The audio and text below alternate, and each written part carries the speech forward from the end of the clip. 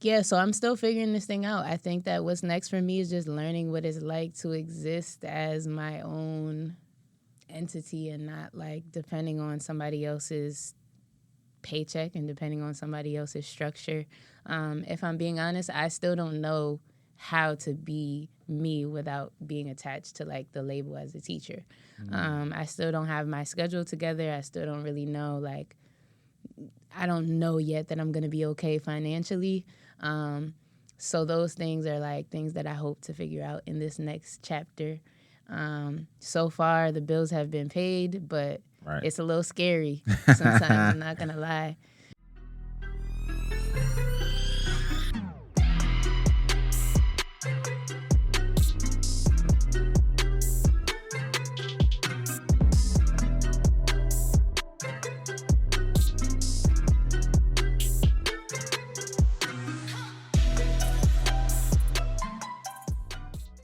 Hey, what's going on, y'all? Welcome back to another episode of the Change What We Normalize podcast, where we come on here and we have powerful conversations, breaking norms and breaking stigmas to really help elevate your mind, your belief systems, and your processes.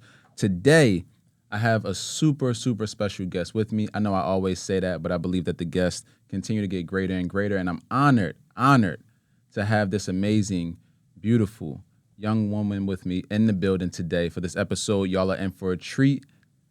Visionary, the poet. Gratitude. Wow. Hey. He said we getting better and better, period. You feel me? The only way is up. But no, first and foremost, just want to say thank you for your time. I know you're extremely busy, and we're going to go into that too, about the things that's going on, because she's really killing it right now. But again, just grateful for your time, for your presence, just gracing this platform. I know the audience will truly benefit. I hope that you will as well. And I just want to give you those flowers, because I feel like we don't give people their flowers enough. You know what I mean? Mm-hmm. Especially while they're here. So I want you to take those, receive them, embrace that love, and know that it's true. I appreciate that. And I agree with you. We don't take the time to give verbal flowers as much as we should until someone passes away or something tragic happens, or until they blow up. Which is frustrating. But it's all in the process. So I feel that. Right. No, I appreciate it. So while I have you here, just because I want to honor your time, I want to jump right into this thing. Actually, I don't want to jump right into it. I don't want to go too deep first. So let's bring it back a little bit. Let's have a little bit of fun. I started doing these icebreakers last week with Will, and I want to do them with you too, because I'm always interested to know more about my guests, more about what they're doing, and I'm just interested to hear people's insights. So first thing first, favorite movie and why? Oh, that's a good question. Just Mercy. Really? Yeah. That's a fire movie too. Yeah. And an even more fire book if you... I never read the book. The book is phenomenal. I read it first, and then my treat was like watching a movie. But I think that it speaks to... It's based on a true story, first of all. So the fact that it is like what draws me to it to the extent that it did. I feel like Brian Stevenson, who is the lawyer that was Michael B. Jordan, literally put his heart, soul into his passion, which was to make sure that there was justice for people who were being wrongly convicted on the basis of their skin. So I just love the way that I love the passion. I love the emotion. I love the rawness. I love that he showed his, in the movie too, he showed his failures. There were many times where blood was on his hands. Dope. Yeah. Well, not necessarily that it was on his hands, but like he wasn't able to free somebody that he knew was innocent. So, and as a law student, you know, it resonated. So that's why that's my favorite movie. Dang, I was not expecting that. That's actually that was a great movie. Me and my wife watched it, and just got really emotional watching it too at the same time. But Michael B. Jordan is an incredible actor. Absolutely. Like ridiculously good. Oh, also, nobody knows this in the room, but I was on set with Michael B. Jordan. What? Holla at your boy. So can you sign this here book for me? Look, I got y'all. So I don't know him personally, but I was on set and he was right behind me. You didn't see my face, but he was right behind me. He was right behind me. So what happened was I was an extra on Creed 2 at Temple University. Yeah. And they were doing a boxing scene. I can't remember who he was boxing against, but he was right behind me, like getting the tape wrapped and all this stuff. I'm like, that's Michael B. Jordan. But you don't want to fan out at the same time because you're supposed to be working and they paying you for this. I'm just like, I should say something. and then I stopped myself. I don't know why, but yeah, that's my cool story. I was on set, and I'm rolling with that. When people ask me, I'm on set with Michael B. Jordan. Do you have any footage of you on I have set? so you weren't allowed to take footage, but I did sneak a picture. Now it's a picture of nothing, but I got a picture. Like it's a legit picture of me from the chair, and I took a picture of the actual boxing ring, and I was like, "Yo, I'm here, Creed 2." Yo, I was so hyped, bro. It was crazy though. The actors though was mind blowing. We were there for about 15, 16 hours for one scene. I don't think people realize like what actors have to go through. We were there for about 16 hours, like no joke. Wow. And I was like, yo, this is intense. Y'all got to do this every day for how long? He did that one boxing scene in so many different shots for hours. Took a break, came back, did it again. And it was like a 45, 50-second boxing scene. It was crazy. But yeah, I'm out here. I'm on my way. I got a question. Was he really getting hit in those scenes? No. Okay. No, but almost, pretty much. Okay. Like he did a very good job of like looking like he got punched in the mouth. Because this was actually the scene where he got knocked out. Oh. It was actually that scene, and they had to keep You in going. a spicy scene. Yeah, and they do this thing called, I think it's called like pantomime or something, where nobody's making noise, and you kind of like going through the motions, and we got a fake like chair. So everybody's like, but it's dead silence. So we had to go through that a bunch of times, and they went through the whole scene, and then you see him getting knocked out and the sweat coming off. Like he's incredible. The way he just jumps in the character. What was your role? My role was to be fly and be in the crowd. That was my role. He like said, it was I just had to be me. That was it. They brought me in to be me. It was cool though. Like we met somewhere like at this disclosed location in Philly. They picked us all up on this bus. It got real creepy. I'm not gonna lie. I was like, yo, but they could low key like kill us. Like it looked crazy. And they picked us up on these school buses, took us to this other disclosed location, and there was a boxing ring built on the inside. Like a whole like Vegas fight night built on the inside. I was like, this is crazy. And yeah. That sounds that was my time in acting. I'm working on it though. I'm gonna see what films I can really get into when I really get out here. It's kind of wild how like celebrities do that. I went on a tour bus one time, and like they were like, you got to leave your phone at the door. And All of thinking that. back, I'm like, wait a minute, like anything could have happened, and I would have zero proof Facts. of what was going on. It could have went down, and that's how they were. They were very strict about no phones or no footage inside of where they were filming. Like you had to put it away instantly. And then they had like these tents where we would go and eat. Like they do a lunch break, they feed us all, and they had these tents we would go in and eat. Then they would call us back by different sets, and then we would come in there, and depending on how fly you were, depending on how what you had on, that showed where you were in a movie. If you sat up closer, it's because you were flyer. You looked like you had more money, so you had to play the role. Yeah. People at these boxing fights who are sitting in them closed seats next to the ring, they got money, so you had to look like you had money. Gotcha. And you know what I mean? So I came in swag. I got no clothes. You know what's crazy though? Trying to find yourself in the movie. So specifically watching a movie to try to see yourself, because that happened to me twice. Kevin Hart, when he came to Philly, me and my wife went to go see him, and he recorded that, and that was a whole movie theater thing when he did the performance at the Eagles Stadium.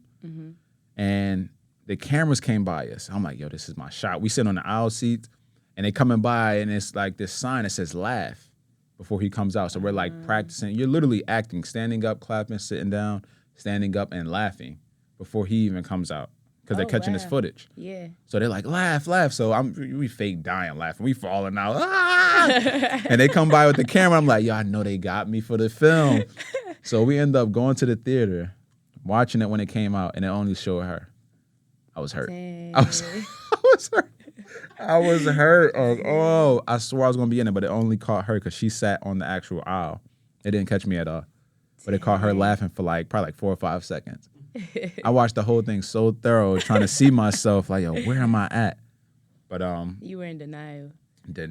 I was like, yo, I know they got me on camera. I'm dying laughing. I'm falling all over the place. I'm mad extra trying to get on camera. But yeah, man, I gotta get it. I'm trying to be a star out here. No, I'm joking. All right, so second question for this icebreaker. What's a food that you can't live without? Blueberries, hands down. I love me some blueberries. Blueberries. Period. I love blueberries What's a food too. you can't live without? My foods are mad unhealthy. So I asked Will the same thing. He said spinach. I was like, okay, cool. You said blueberries. I love blueberries too. I feel like I got to change my answer because before it was like pizza. You know what I mean? I'm like, I can't live without pizza, but I could live without pizza. The reality is, so I guess if I had to pick another food, it's probably bananas. I probably have a banana every single day for the last, God knows how long, 10, 12 years. Yeah. There's something about a banana. If it's in a smoothie, if it's in oatmeal, I might just eat it by itself. Yeah, bananas. Y'all got me out here feeling really unhealthy. But nah, blueberries are fire. Blueberries are fire. I actually used to eat a lot of them when I was running a lot because it would help get rid of like cramps and things like that, the antioxidants and all of that stuff. So I love blueberries. Wasn't my answer, but glad that it was yours. So with that being said, let's go ahead and jump into the podcast. And I want to hear more about you. This is actually our first time meeting in person, getting to know each other, and you have this presence about you. You kind of get a vibe from people, right? Or I'm a person that gets vibes from people, and I can tell very quickly if this is somebody I want to be around, somebody I want to build a relationship with. And just from you coming in this room, I'm like, man, she has a aura about her. Very soft spoken, but you have like this presence about you, which is very interesting. So I want to hear more about you. And there's a quote that I love. I share it every episode that says, your story is about you, but it's not for you. It's for someone else. So even before we jumped on camera, we were talking about my story and how I went to this school and what was I doing in New Mexico. It's like all of that stuff happened to me, right? It's about me, but it's not for me. It's for what I'm doing now. Who would you say it's for now? I would say it's for anyone who is in a place where they're lacking self-worth. Anybody who's in a place where they're in need of affirmation. Anyone who sees themselves as less than. That's really who I believe it's for. So even when people ask me, hey, what do you do? It's like I don't really have a title for it, but I always tell people, you know, I create experiences for apprehensive or anxious individuals to feel worthy when they're waging a war in their mind, because I was that individual. So I'm able to look back, connect the dots, and these are the individuals who I'm serving every single day. So I went through a lot of pain, but it all had purpose in it, right? So for you, I want to learn more about you, you know, young childhood, growing up. How did we get to this point to where you are now doing incredible things, having viral, you know, poetry go, which is, first and foremost, congratulations on that, because that thing is on the up and up, and it's a powerful piece. So I want to hear more about you, and then we're going to dive into that a little bit. So go ahead. Yes. So when you say more about me, can you give me a little bit more of a Yeah. I want to focus? know more about, let's start here, more about this journey of you, you know, really diving deep into poetry, into writing, into creating. Were you always this way? No. So people always told me that I was good with my words. And I think one of the most important things, first and foremost, is that a lot of us determine our worth based on what other people tell us. And for me, it was like I never saw myself as a writer or a lyricist or a speaker until people told me that. So that's one. But I always used to write like my feelings and my thoughts whenever I was upset, whenever I was excited, whenever I was feeling any sort of like drastic emotion. And one day I looked at my journal and I'm like, oh, this is hot. So Right. I decided to share it. And people received it well, which was affirming. And so from there, I was like, maybe I could do this. And I always like enjoyed watching poetry and like receiving poetry. So, yeah, just looking at my journal one day, I'm like, this is hot. Like maybe I could turn it into the thing that I enjoy loving and receiving. And about 5 years ago, I performed at my first open mic. Nice. And then I was like, looking back now, I'm like kind of embarrassed by that performance. It wasn't good, but people supported me nonetheless. And I think that it speaks to the fact that like people like vulnerability. Yes. There's so much more good in this world than there is bad.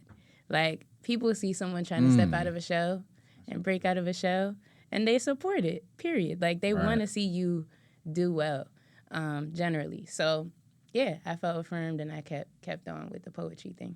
Wow. And you said something, there's so much more good than there is bad, but it's like the bad is what's magnified. Yes. Which is crazy. Yeah, because we like drama.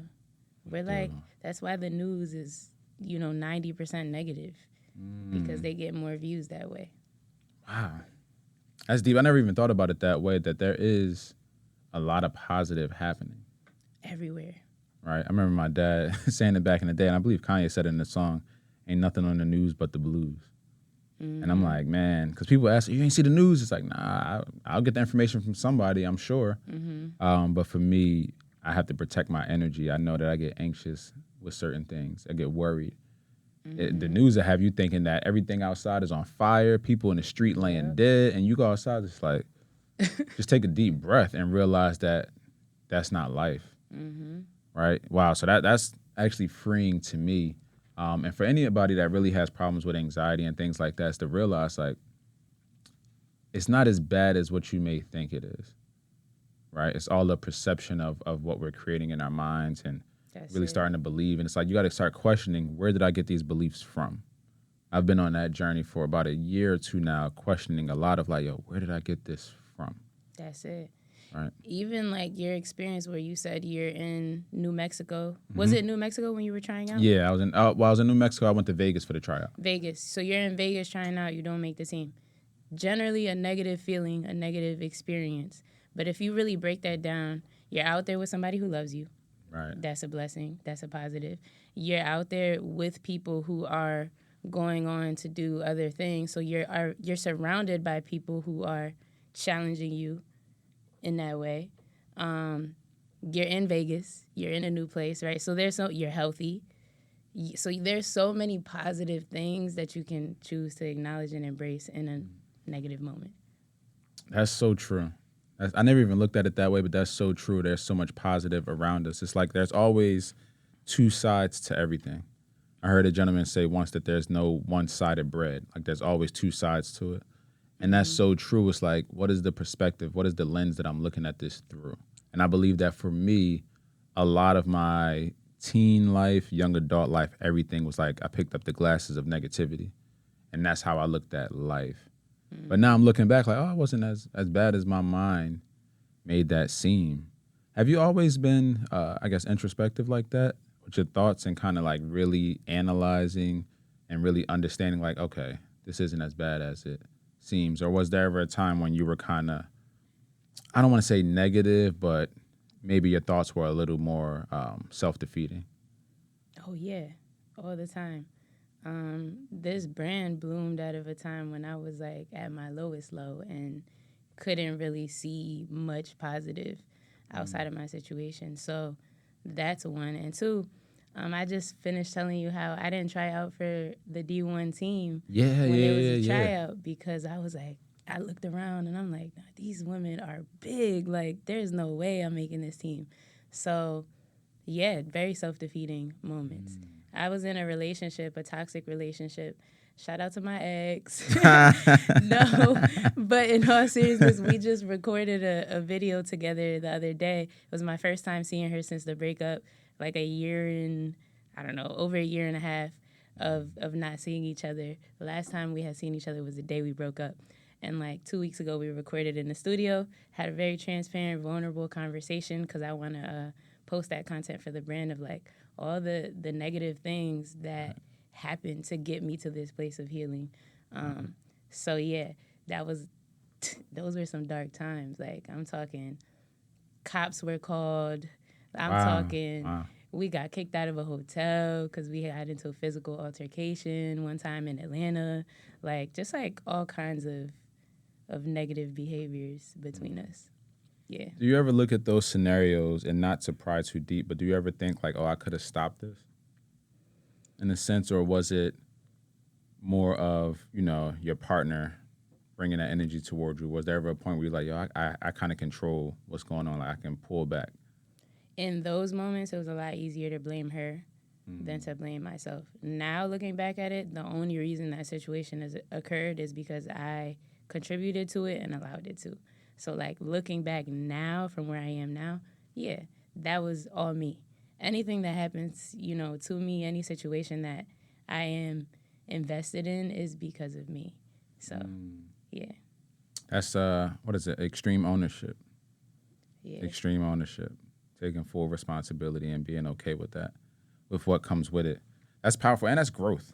That's growth, because I feel like I'm at that place now, and I definitely wasn't before. It was so much easier to blame everybody and everything around me. Always. And then you realize, like, yo, when are you going to stop using everyone and everything as a scapegoat for your flaws? Yep. You know what I mean? For your downfalls and for the things that you really need to address and work on.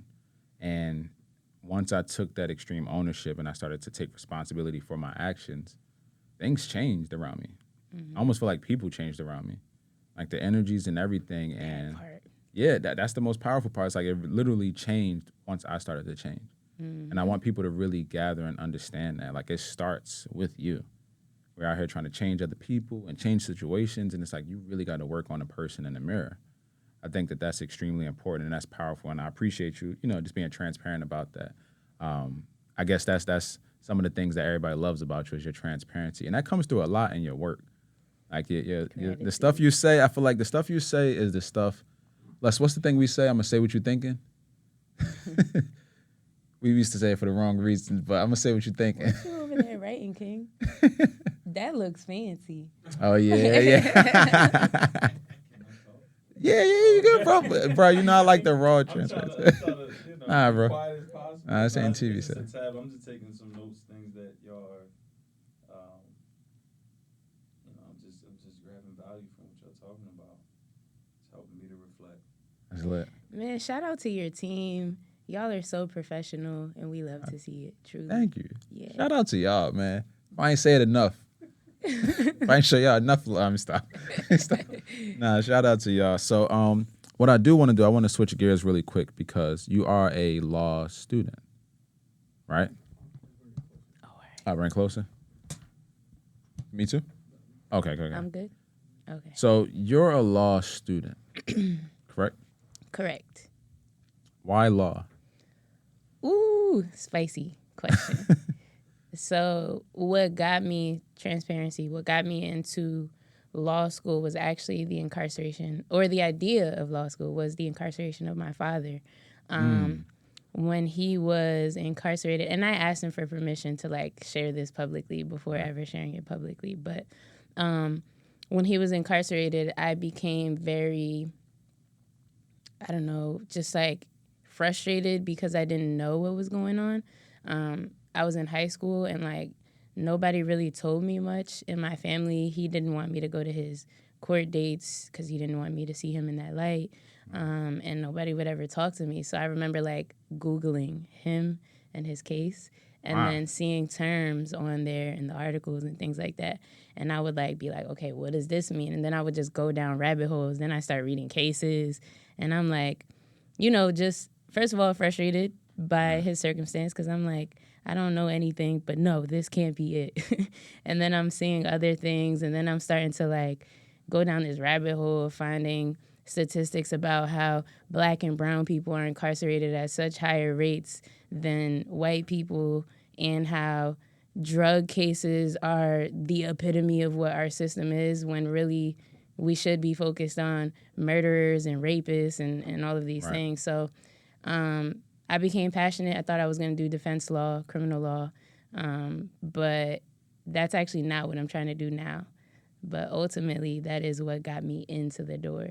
I'm yeah, this is what I want to do. I want to make change. But I started doing internships where I realized that the system is broken, to the point where I don't think that I would be able to do that work without losing myself entirely. So I'm still kind of battling through how I can still do work that I'm passionate about while also bridging the gap between the arts and law, which is entertainment law, which is what I'm looking to dabble into now.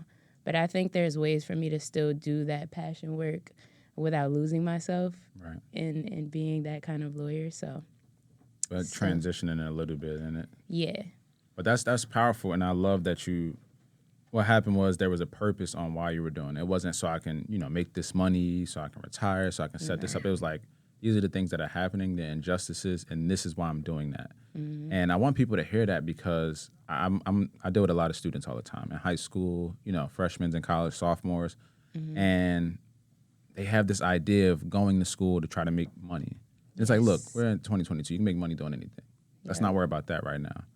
What are you passionate about? What has some purpose behind it? Something that'll drive you and wake you up.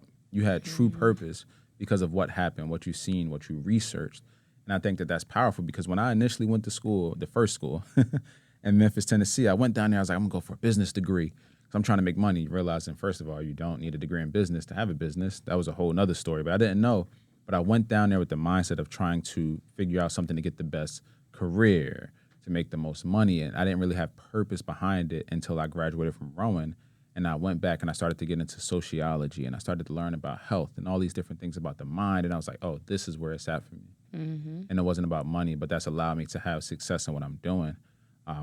So I love that about you, that was the reason, because I was really interested in being like law student. So I'm coming up with all these things like, all right, why would you pick law? Is it because of this, because of that? But from what you just explained, it's extremely powerful. And then it also, I love how it reflects in some of your art, which is powerful. And speaking of art, because I always love to hear people's creative process. What does that look like for you, the creative process? Me and my guy, Ty, you can't see him, y'all, but he's behind the camera. You'll see him soon.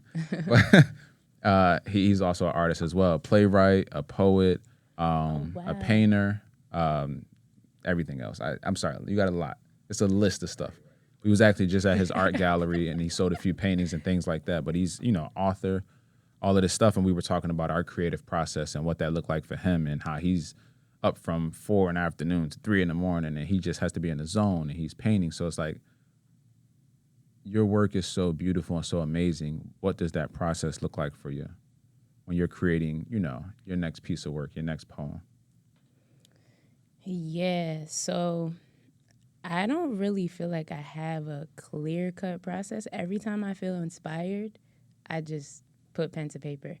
I guess the one thing that's absolutely consistent is I always throw on an instrumental by my guy. Shout out to Major League Beats. Hey. He makes incredible beats for poets. And so I throw on a beat and I'll just free flow write. But every time is different. Like sometimes I just need to pen to paper the whole way down. I just won't pick up my pen. I just kind of like free write. Sometimes I'm like, nah, I really have this metaphor that came to me in the shower and I want to use it. Like my latest one was like airplanes and traveling. I got stuck on that metaphor. And so then I made a piece called Baggage Claim where I'm talking about dating but using all like traveling terms, like going through the TSA line and then, having your luggage and carry on versus check-in and things like that. So in those cases, I'll write the big metaphor in the middle and then I'll just branch out like, okay, like what are things that happen at an airport? Boom, boom, boom, boom, boom, name all these things and then try to connect those to like, okay, well, what can, the security represent in this love situation? What can the flight attendant represent in this love situation? So then that's how I like make it clever. So that's sometimes. And then other times I would just kind of like sit there and try to come up with clever things as I'm free writing.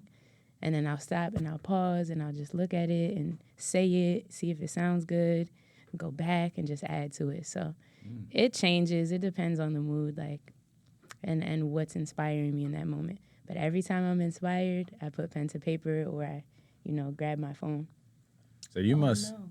Oh, the live went off? I don't know. Oh, I think because the battery about to die. Oh, you got the guy. I don't know. So you must carry pen and paper with you often. Then. Yeah, but if not, I just grab my phone. And just throw some stuff in there. That's kind of dope, like the way that you broke that down, like put this here and then branch out. That's interesting. I love that creative process. Mine's a little different. For me, I definitely have to be inspired by something. Usually it's something that makes me frustrated, which I'm trying to get away from that. Because I want to start creating from a place of just kind of like pure good energy. And having the opportunity to bring different artists and different things on a podcast, I realized a lot of us create from a place of pain, especially like music artists, R&B. A lot of it was from like pain music. I'm thinking about Mary J. Blige. I'm thinking about Usher's Confessions. All the stuff that we thought was fire, like, yo, this is the greatest thing. These come from a place of pain. And I think that it's important for us to get to this place of healing, this place of love, this place of light, and then create from that. inspiration. Can I ask you a question, though? Yeah, please do. Do you think there's value in creating from a place of pain? Absolutely. Okay. Absolutely. Absolutely. For me, so there's value in creating from a place of pain. I feel like we shouldn't always have to be in pain to create. So I'll use Mary J. because she's, very well known for creating that music of her going through heartbreaks and things like that. People are like, oh, her other music when she's trying to be happy and speak about different things, I ain't really hitting like that. I like the old stuff. I need her to go through it. I've heard people say this. I need you to go through another breakup. I need somebody to hurt you, hit you. I need some of that music. And it's just like, man, when do we get past that? So, it's valuable. For me, it was very valuable when I was in my darkest spot, just writing. It was very therapeutic. But I don't want that to be the only space where I'm inspired. You know what I mean? I want to be able to come in just having an amazing day. I'm joy off the charts. I'm feeling great. Like, let me sit down and write something real quick. That's what I want. And I want that for other artists as well. You know what I mean? When do you feel the most excited or like full or invigorated? For me, that is being around family and friends and laughing. I know it sounds simplistic, but that's like my real answer. Like for my birthday, I had all of my guys over, their wives, and we did nothing but sit at my dinner table with a bunch of food, some wine, different drinks, just laughing. And I was like, I feel so much joy in this moment. It was better than just flying away somewhere and doing all these things or buying something new. It was like, I love, how can I capture this moment and make more of this next year? So that's where I'm at with that. Like they asked me a couple of weeks ago, I was doing an interview. It's like, what's your definition of wealth and what do you think about? I think about those opportunities to have more joy. It's like, how can I build what I'm doing to create more experiences like that? Because I feel like that's what life is all about. It's like, I want to live in that joy. Absolutely. You know what I mean? So yeah. That's a little deep, but yeah. Well, I asked you that because I'm thinking maybe the next time you're around a group full of people who you love, which I think there's nothing simple about that, by the way. Nothing simplistic about being surrounded by love. But the next time that you are, maybe put pen to paper. Maybe write when you're feeling full. Wow. I never even thought about that. Yeah, I'm going to take you up on that. I'm going to take you up on that because I usually isolate myself and I try to set a vibe. And it's like, if I'm already inspired, you're right. Yeah. You're right. Nah, that's good. Man, you give me Lauryn Hill vibes. Good Lauryn Hill vibes. Good Lauryn Hill vibes. Not the Lauryn Hill that ain't showing up to the show. I'm talking about the good stuff, you know what I mean? like the Lauryn Hill that loves the art and the music and we, you know what I mean? We can feel that. So that's the vibe. You definitely funny. give me that. You shot You give me out. that. So nah, for real, man. An honor. Nah, seriously. I've had a few friends who were upset because she didn't come to shows they paid for, but we still love Miss Lauryn Hill. She's still the greatest ever, and I'm gonna see you one day when you decide to show up to a show. No, I'm joking. So, ooh, it just got real shady. Right. Did somebody turn the lights down? Nah, let me stop. So I want to dive in really quick into this topic of love because when I think about you, when I hear you think about love, stop. Seriously, no. If that's what you're about to say. Yeah, seriously. When I think about you, I think about love, right? When I hear you speak, when I watched you perform, it's like love. Wow. Now everybody has their own definition of love, obviously, but I want to hear from you. How do you define love? Oh, that's deep. Go ahead, take your time. Take your time. Ready for that one. And I feel like people would agree with me too when I say that when they think of you, if they had to give one word, it's love or gratitude or peace. It's one of those three for sure. I'm just know my head is feeling real big right now. So when I can't get out the door today, just know that's why. Nah, that's love though. See what I mean? No pun intended. See what I mean? For real. So my definition of love, I was just having a conversation about this with somebody the other day, is shifting, ever evolving right now in this season of my life. But I think today love just means a deep appreciation for something or someone. I think it means gratitude in the present moment.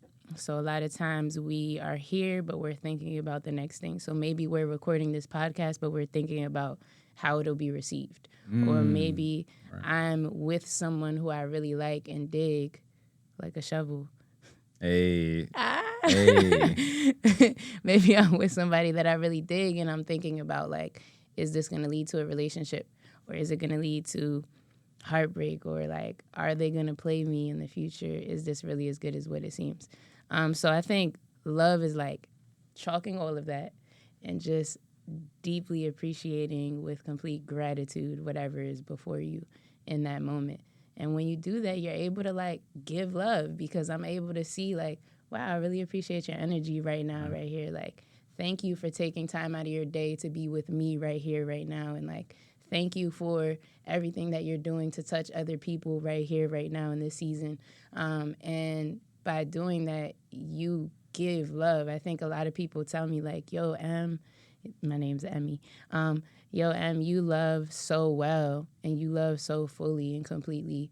Thank you for being a good friend, or, like, thank you for being a good stink or whatever. And I think the reason that I'm able to give love well is because I am now learning to, like, appreciate people in this moment. And that's it.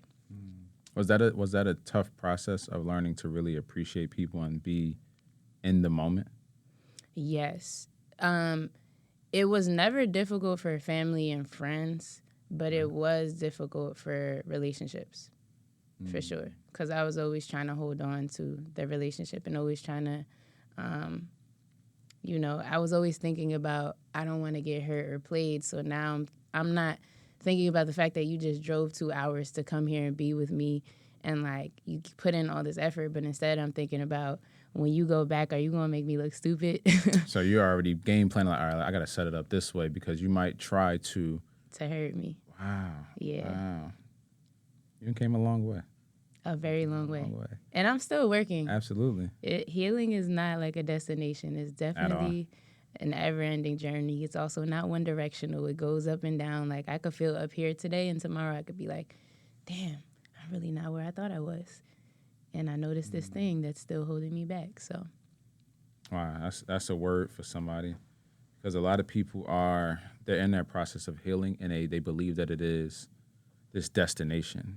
You know what I mean? And it's something that you constantly have to show up and be intentional about every single day. Because it's glorified.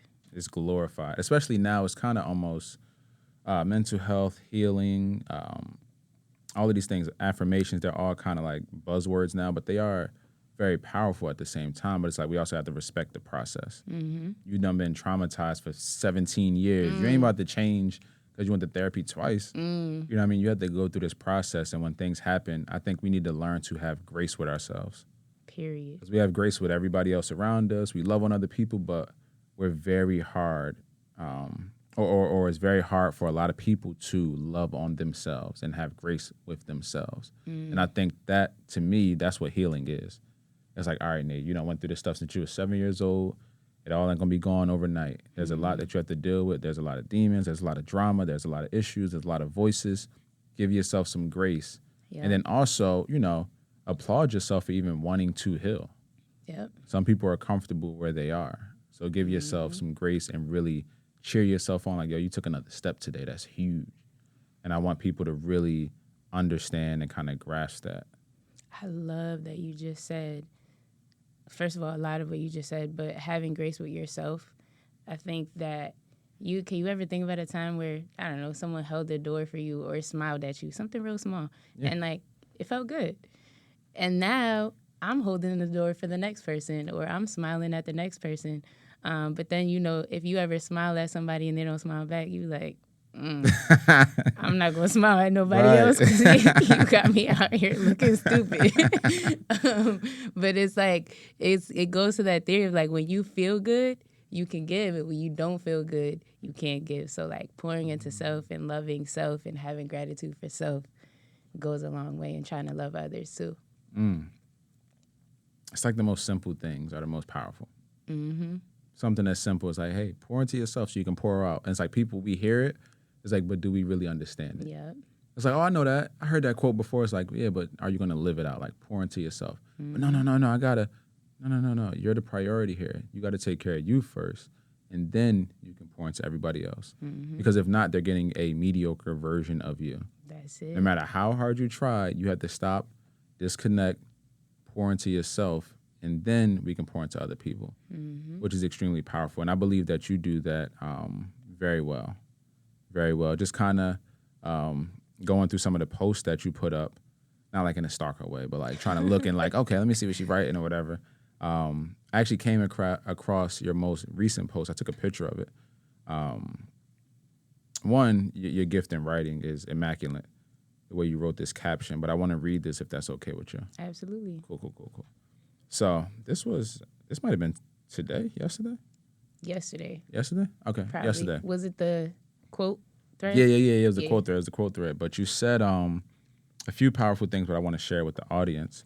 It says, a year ago, I didn't know how to exist as this version of myself.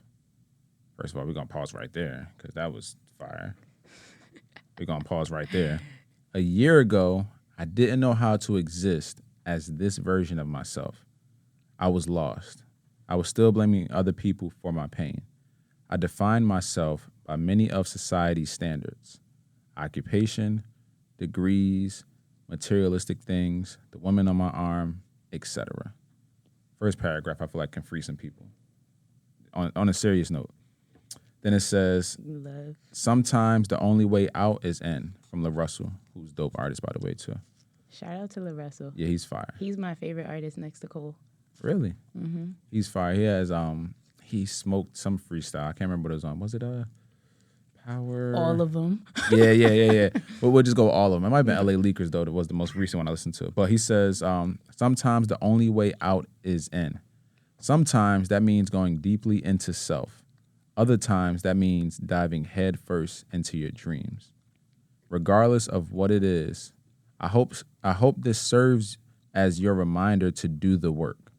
Read that one more time. I hope this serves as your reminder to do the work. Be honest with yourself about what you deserve. You can't expect CEO treatment if you're putting in administrative efforts. That was a jab right at somebody's neck. So now I don't know who that was for, but that was, I don't know who that was for. I was like, I don't know who that was for, but that was for somebody. I felt a little personal. And it finishes off here. It says, that goes for anything in life. Don't expect a divine love until you unlock the divinity in you first. Don't expect to get on, capital, until you're putting in the work consistently. Stay inspired, stay loved, stay free. And you always end it in a loving, graceful way. But just this whole passage in itself, you say you just posted this last night. Mm-hmm. What inspired that? Because that's not something you just get over and write and just drop those bars like that. But what really inspired that last night? Like, what was on your heart? Yeah, I think that yesterday I was in a very reflective state because the poem has been going viral.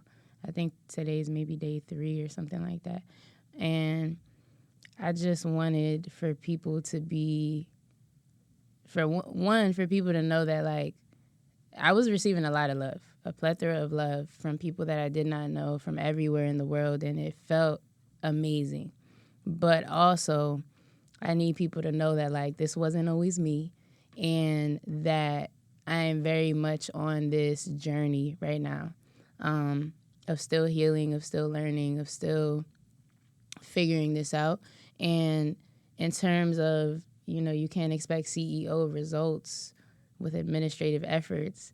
You said it's a jab, but it's like, even I, in this moment, am like, I can't expect to, like, be on now just because I got one poem that went viral. Like, I still have to put in the work. I still have to get my 10,000 hours in. I still have to master the craft. I still have to be ready for a big moment because I'm not yet. And that's the reality. Like, I still fumble sometimes on stage. I even fumbled in that poem that went viral on stage.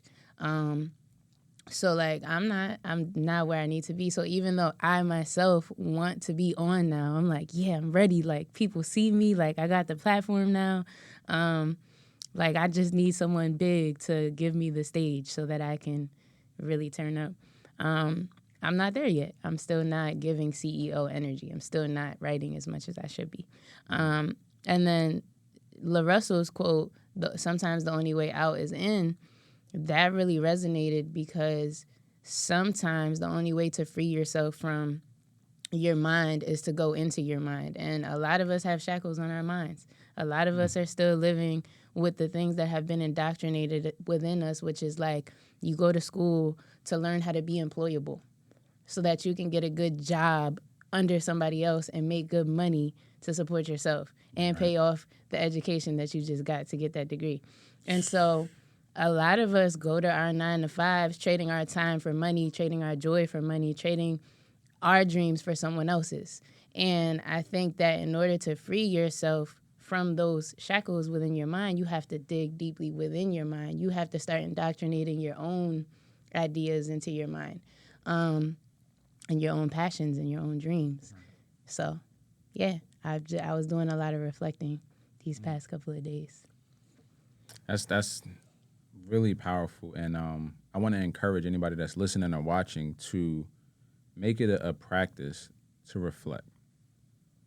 Sometimes, like you said, we're on go. You know, I'm trying to do this to get this job, to set this thing up, to get this degree, to do this, to set this up, to build this, and it's like, take a breather and reflect. And I think that's super, super powerful. And I love that you did that, and I love that you shared what you were feeling in that moment with us. Obviously via social media, but it was freeing for a lot of people to read that. Just going through the comments, seeing some people like, yo, this page is, every time she writes something, it's just speaking to me, speaking to my soul, speaking to my spirit. It's just like, man, that's powerful, and we're grateful that you let us into that space. You know what I mean?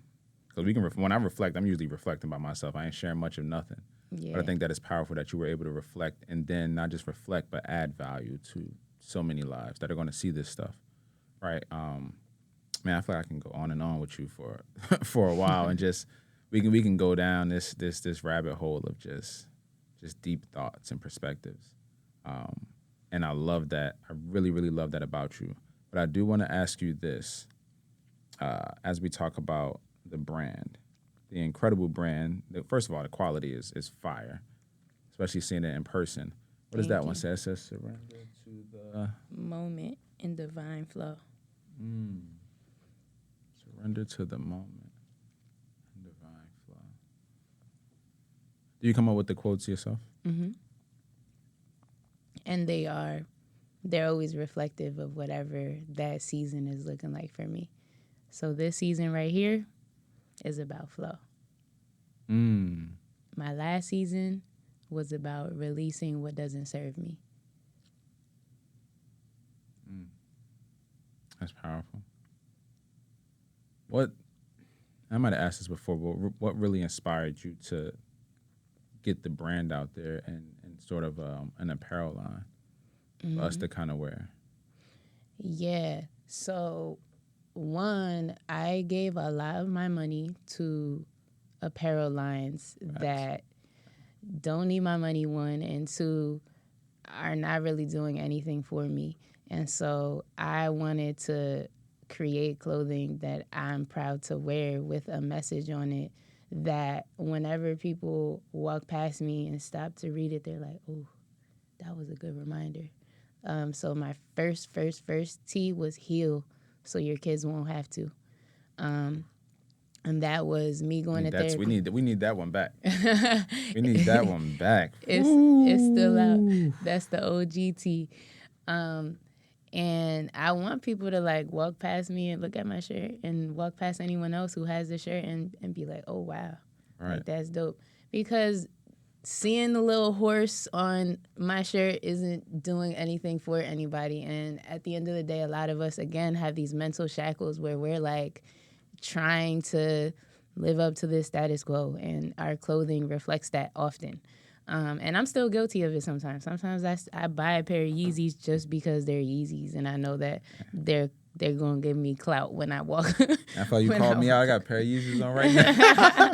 It's so comfortable though. It's like they are comfortable. I'm out here like a slave. They're comfortable, but I promise you, I'm not paying $450 for sneakers if they're not Yeezys just because they're Yeezys. You know what I mean? Like, and I do it all the time. I'm not gonna hold you, but at the end of the day, I'm trying to break free from that a little bit, and I just want to create things that matter. Like, and I want to wear things that matter. I want to look down at my pants and be like, flow. So the heel tee, which I was getting on a tangent about real quick, was really to reflect this idea that I was in therapy at the time, first time going to therapy after the breakup. And I realized that I was carrying a bunch of baggage that actually didn't belong to me, in addition to my own. And it really belonged to like my mom, who had a lot of trauma in her own life, and because of that instilled some trauma in me. And that's not to make her any less of a parent. She was a phenomenal mom, did everything she possibly could to give me the best possible outcome, but she was walking around with trauma that maybe didn't belong to her too, and definitely instilled some of those things in me. And that translated for me as like anger sometimes. So like in relationships, for example, my last one, I would often not know what to do with my emotions, and I would react the same way my mom would. And I would do and say the same things that she did and said that like I hated about her, coping mechanisms. And she was always like, no, like therapy is not a thing that we do. Like, stop talking to me about mental health. And so I was like, stop talking to me about mental health. And then I also carried a lot of her pain on me as well, because she struggles with mental health, and now she's open about it, which I love. Now she's in therapy. Now she's doing all of the things. Come on, yep. I love it. But for a long time, that wasn't the case. And so, yeah, just creating things that are meaningful and that other people can relate to, trying to build and make community out of it. That's powerful. And I'm definitely inspired by that. And something that I heard you say, or something like it was, you're a trailblazer. So like you said, you started going to therapy first. You started to seek healing first. Mm-hmm. And what that does is it inspires the people we love who need these things as well to do the same. Mm-hmm. So I'm similar. I started going to therapy first. I started seeking my healing journey first because I got tired of what it looked like on the other side. I got tired of living in pain and trauma and anxiety and all these different things. And while I was afraid of what this other side looks like, I was like, look, it has to be different than this. And because I did that, it inspired my dad, my mom, my brother. You know what I mean? And I always think like, man, what if I didn't put myself first and started to pour into myself and get the things that I truly needed? Would they have done the same? You know what I mean? I think that that's super important. And I just wanted to honor you with that, because that's powerful that you did that. And then it inspired her as well. And that's a beautiful, beautiful thing. That's a beautiful thing. And being a trailblazer isn't easy, but it's necessary. And shout out to you for doing the same thing and paving the way for the whole family, it sounds like. Yeah. It's important. It's been a journey, but I'm proud to say that they've all decided to start seeking. And they come to me like, all right, so where should I go? What's this? And they come to me for these answers. I ain't got the answers. I'm out there like, I ain't got the answers, but I'm glad that you're starting to be intentional, you know, about your well-being, about your health, about the traumas you went through, because while you're my parent, you're also a person. Yes. You had to go through your own stuff growing up. Yes. You had your own traumas and issues. I just saw you as mom and dad, right? But at the end of the day, you were somebody else's child as well. So I love that they're doing that, and I love that, you know, for your mother, she's doing that as well. That's powerful. So what's next for you? What's next for the brand? What are you looking to do? Yeah, so this is now going on my second month. February was my first month not working. I was a teacher for 6 years. Hey.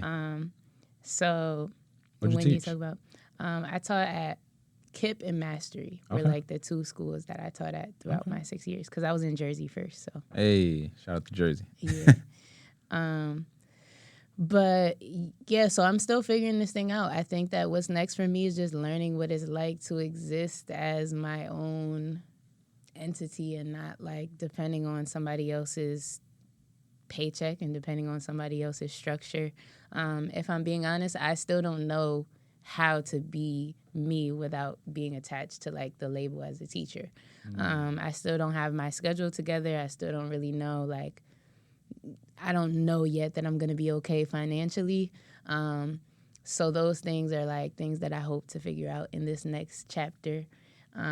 So far, the bills have been paid, but it's a little scary sometimes, I'm not going to lie. And I hope to be getting more gigs. I hope to travel a little bit more in terms of poetry. I also want to make writing workshops a little bit more of a thing with the brand. It's something that I offer through the brand. But yeah, just more establishment. It's on the way. And honestly, you're in the right place. Yeah. You get the resources, the tool, the education, the access.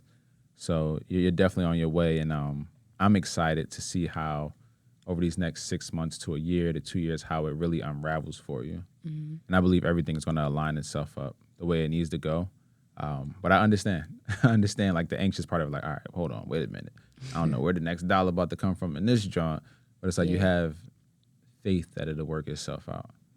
And that's the most inspiring and encouraging thing out there, really.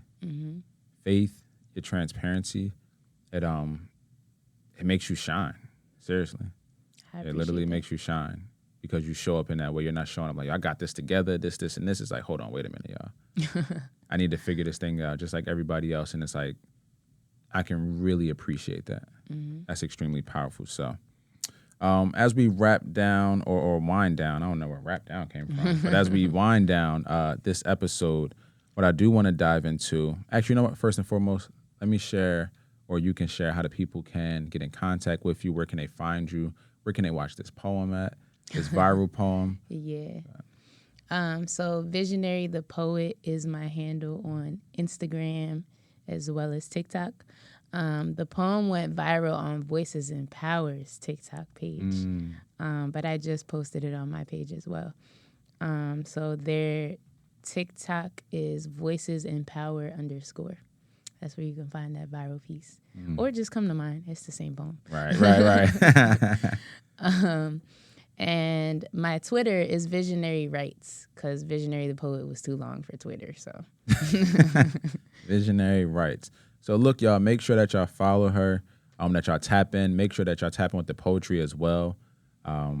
Incredible artist, incredible creative, beautiful spirit. Thank you. And she just has so much value to give. So before I let you go, I always have my guests bring a quote with them, and I'll go ahead and read the quote that you shared. I'm a big quote person. So on my phone, I have probably like 5 folders now, but they're quotes for specific things. And it might be a quote you said I might write down. It might be some stuff that I was inspired by. It might be from a movie. It can be from something that was written on a wall. If it hit me, I'm writing it down. So I literally have folders of just quotes. I kind of I say that I live by quotes, certain quotes. So you had a quote that says, "No amount of security is worth the suffering of a mediocre life chained to a routine that has killed your dreams." I'm going to read that one more time. "No amount of security is worth the suffering of a mediocre life chained to a routine that has killed your dreams." Where did that come from, and what does that mean to you? Yeah, that was said by Maya Mendoza. And that means this season of divine flow for me. I was feeling very secure and comfortable in this American dream of like, I have the home, the car, the good job, the benefits, and like that was secure for me. It was comfortable. I knew I was going to be good. I didn't have to think about my next meal. Now, today, I realized like I wasn't happy with the system that was in place at my last school. Which wasn't Mastery, by the way. Shout out to Mastery. Mastery is like one of my favorite places to be. But I wasn't happy, and I felt like we weren't doing what was best for Black and brown kids, period. And so, like, being there was more so contributing to a national problem, in my opinion. and doing so for security. So I feel like a lot of us do jobs that we're kind of like selling our souls, or we're not really aligned with the values of that thing because we're getting security in return.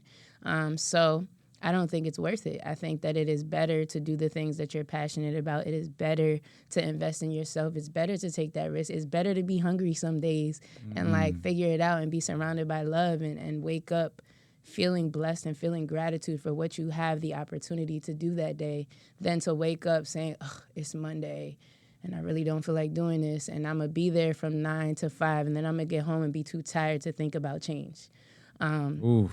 So, yeah, that's what it means for me in this season. Wow. You felt that time? I felt like you was about to get up and run the lap. I saw a move. I saw he about to throw something. He heard that word. That thing spoke to his soul. All I could see out my periphery was like, is he about to go? I said, oof. I felt this.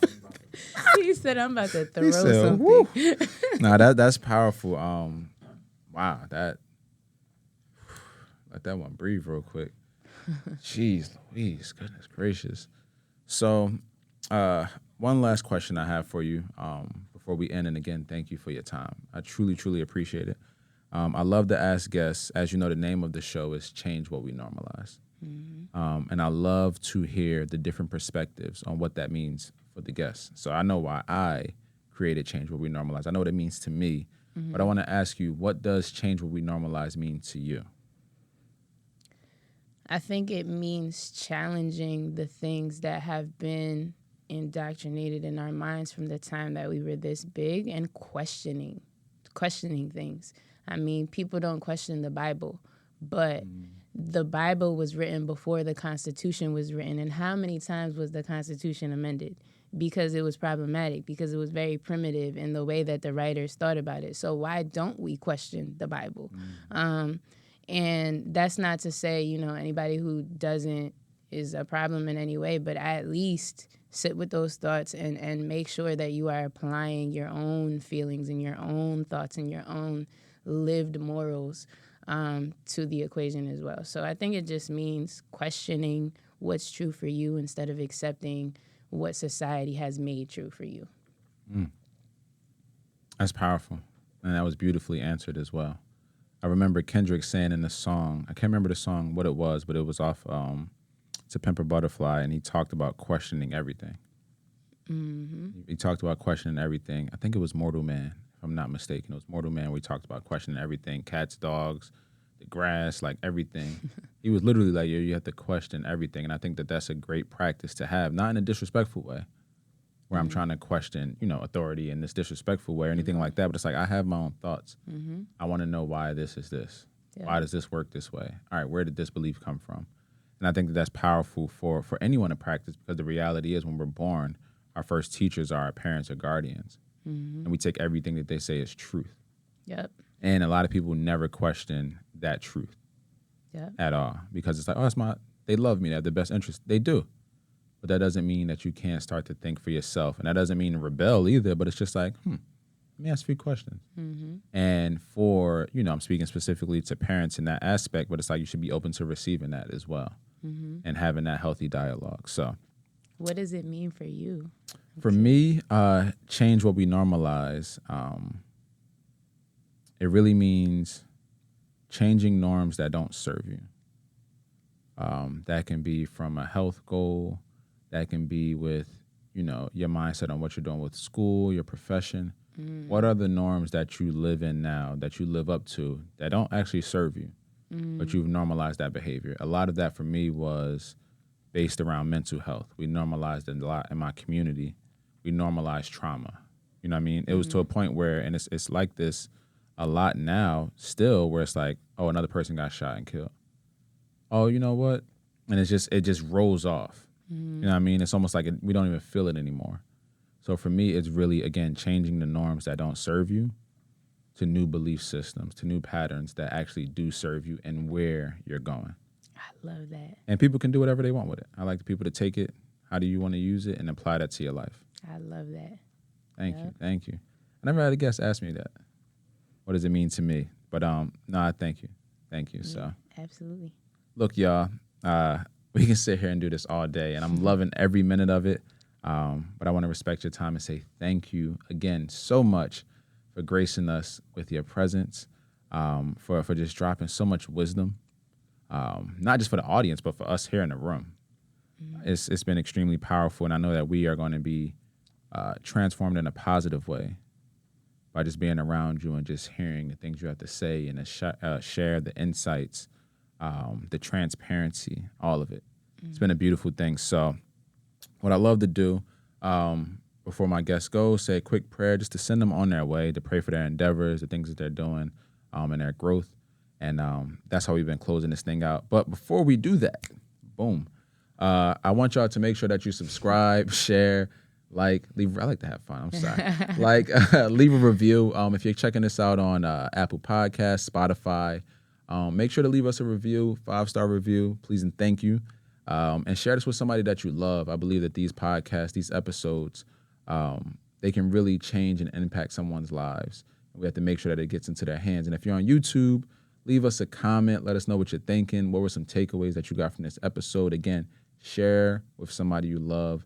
You never know what this can do to someone else's life. So with that being said, just say a quick prayer to close out. Father God, we thank you for this opportunity to gather, to serve, to love, to be grateful for life. We thank you for your grace and your mercy. We thank you for this atmosphere to create. We thank you for the energy that's in the room. And we're thankful to be used as vessels by you, to be light in this world where there's so much darkness. I pray over Visionary that she continues to grow, she continues to blossom, that you would grow her platform as much as she can handle it. You said that you won't give us more than we can bear. And I pray that you would use her to make an impact in this world that only she can make. And even through the ups and downs, I pray that she would continue to keep the faith. This journey is not easy at all whatsoever. But we honor her, that she's stepping out on faith. She's believing in the gifts and what you've given her, and she's using them with a pure heart. So we thank you, we honor and you, praise you. In Jesus' name, amen. Amen. Amen, amen. And until next time, y'all, peace, love.